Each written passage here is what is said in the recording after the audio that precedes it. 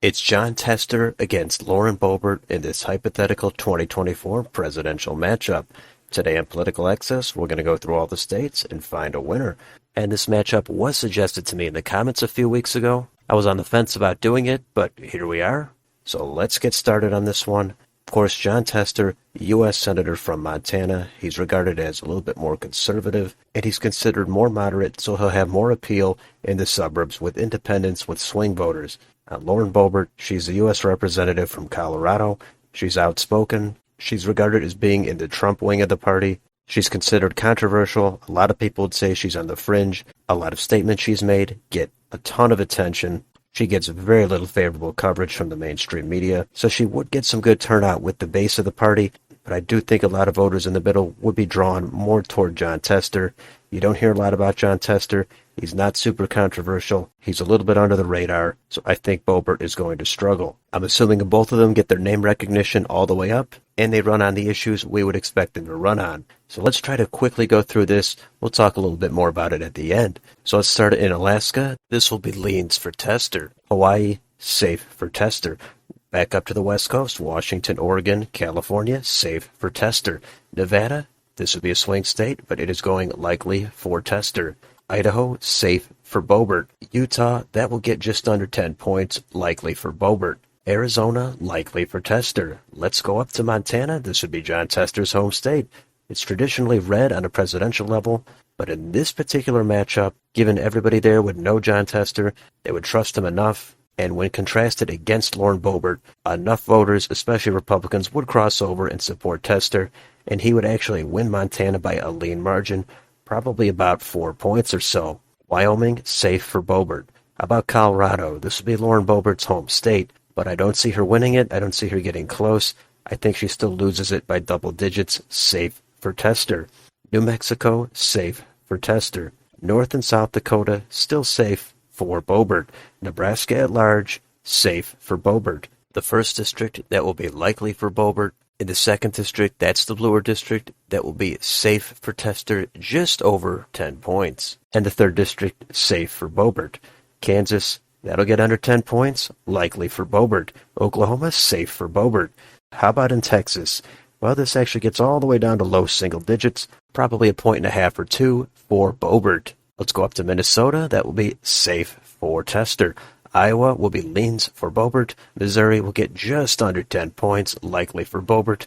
Arkansas, Louisiana, safe for Boebert. Up to Wisconsin, that will be leans for Tester. Illinois, safe for Tester. Up to Michigan, likely for Tester. Indiana, just under 10 points, likely for Boebert. Kentucky, Tennessee, Mississippi, Alabama, safe for Boebert. How about down in Florida? This was a tough state. I think Tester would have enough appeal to get some crossover, just like he did in Montana. I think Boebert would be regarded as a little bit too controversial, and we know the state has drifted toward the right, so that does help Boebert out a lot. I do have her winning it, but only by a very narrow tilt margin. Let's go up to Georgia. I think this would actually get over 5 points, probably about 5.5, maybe 6, likely for Tester. South Carolina, this will be right at a 10-point margin, safe for Boebert. How about in North Carolina? I think this would actually flip, but not by much. It would be under 1 point, tilt for Tester. Up to Ohio, this will get close, but leans for Boebert. West Virginia, safe for Boebert. Up to Maine, at large, this will be just over 10 points, safe for Tester. The first district, safe for Tester. And the second district, this is the redder district. Tough call. I think Boebert would still have enough appeal here to just barely win it by a tilt margin. New Hampshire, likely for Tester. Vermont, New York, Massachusetts, Connecticut, Rhode Island, New Jersey, Delaware, Maryland, and Washington, D.C., all over 10 points and safe for Jon Tester. Let's go to Pennsylvania. This will be likely for Tester. And finally, the last state is Virginia, and this will be safe just over 10 points for Tester.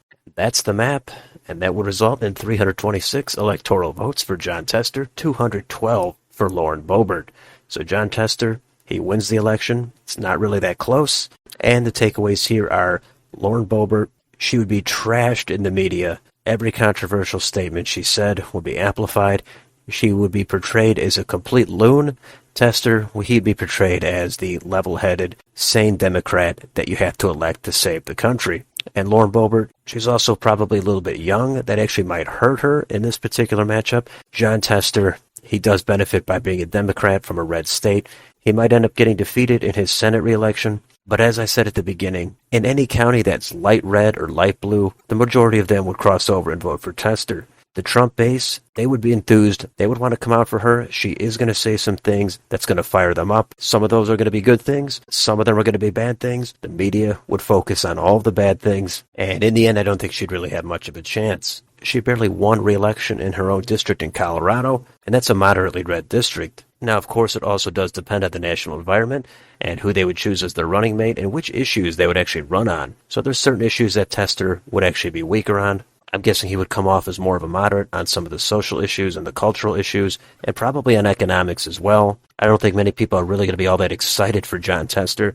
They'd mostly be coming out to oppose Lauren Boebert. Boebert's voters would actually want to support her, not enough to counter the voters in the middle or the blue voters that would come out to vote against her. But this is just how I see it going. Let me know in the comments, how do you see this matchup going? Would you flip any of these states, or would you change any of these margins? Let me know down below.